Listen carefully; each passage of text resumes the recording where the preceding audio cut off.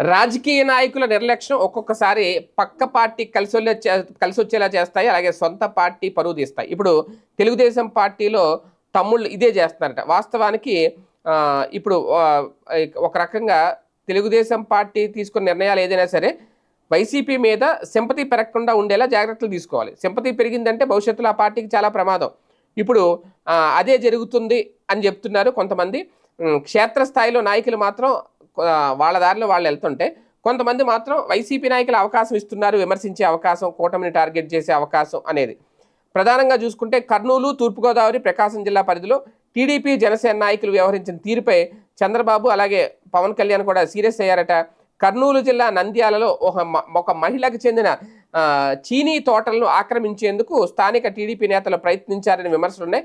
దీంతో ఆమె పోలీసులు ఫిర్యాదు చేసింది. అయితే పోలీసులు సైలెంట్గా ఉన్నారు. దీనికి టీడీపీ నేత సిఫార్సులే కారణమని కూడా తెలిసింది. అంతేకాదు ఓ పోలీసు అధికార ఆదేశాలతో కొందరు టీడీపీ నాయకులు సదరం మహిళకు చెందిన చీనీ తోటలను, అంటే బత్తాయి తోటలు అనమాట, వీటిని ధ్వంసం చేసేందుకు కూడా ప్రయత్నించారట. ఈ విషయం తెలుసుకొని మహిళ అడ్డుకునే ప్రయత్నం చేయగా ఆమెను చితకబాదారట. దీంతో ఆమె తీవ్ర గాయాలతో ఆసుపత్రిలో చేరారు.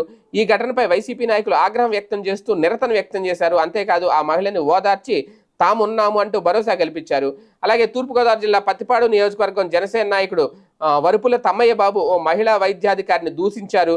తాను సిఫార్సు చేసిన రోగికి తక్షణం వైద్యం అందించలేదు, తానెవరో తెలియదా అంటూ కూడా విరుచుకుపడ్డారు. ఓకే, దాని మీద కూడా ఇమీడియట్గా జనసేన అధిష్టానం స్పందించింది. ఆయన మీద వేటు కూడా వేసింది, క్షమాపణ కూడా చెప్పించింది. ఇదంతా జరిగిపోయింది. అయితే ఇప్పుడు మళ్ళీ ప్రకాశం జిల్లా కందుకూరు ఎమ్మెల్యే ఇంటూరు నాగేశ్వరరావు కూడా ఈ వ్యవహారం మీద పార్టీ అధిష్టానానికి ఒక తలనొప్పిగా మారారట. రామాయపట్నం ఓడరేవు పనులు చేపట్టిన ఒక కంపెనీని ఆయన 4 రోజులుగా బెదిరిస్తున్నారు అనే ఆరోపణలు కూడా వినిపిస్తున్నాయి. వారి నుంచి లంచాలు డిమాండ్ చేస్తున్నారు. లంచాలు ఇవ్వకపోతే పనుల్లో కమిషన్లు ఇవ్వాలని కూడా కోరుతున్నారట. ఇది రాజకీయంగా టీడీపీకి మరింత బ్యాడ్ నేమ్ తీసుకొస్తుందని. అంటే ఇలాగా ఎక్కడెక్కడైతే తమ్ముళ్ళు తమ ఆధిపత్యం చూపించుకోవాలి, తాము చలామణి అవ్వాలి, తమను అందరూ గుర్తించాలి, తాము వస్తూ ఉంటే అధికార పార్టీలో ఉన్నామని లేచి నమస్కారం చేయాలి, కాళ్ళ మీద పడిపోవాలి, దండాలు పెట్టాలి, ఇలాంటి ఓవర్ యాక్షన్ల వల్ల ఏమవుతుందంటే పార్టీ పరువు పోతోంది. వైసీపీకి ఒక ఛాన్స్ ఇచ్చినట్టు అవుతుంది. రేపొద్దున ఇవన్నీ ప్రజల్లోకి తీసుకెళ్తారు వైసీపీ నాయకులు. అక్కడ ఆ నాయకుడు ఇది చేశాడు, ఈ నాయకుడు ఇది చేశాడు అని చెప్పి తీసుకెళ్తారు.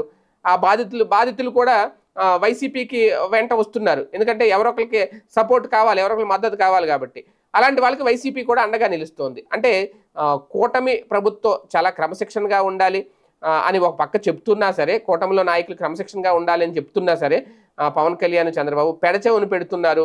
వాళ్ళ ఆధిపత్య ధోరణి ప్రదర్శించి ఇబ్బందులు పాలవుతున్నారు, పార్టీని కూడా ఇబ్బందులో పెడుతున్నారు.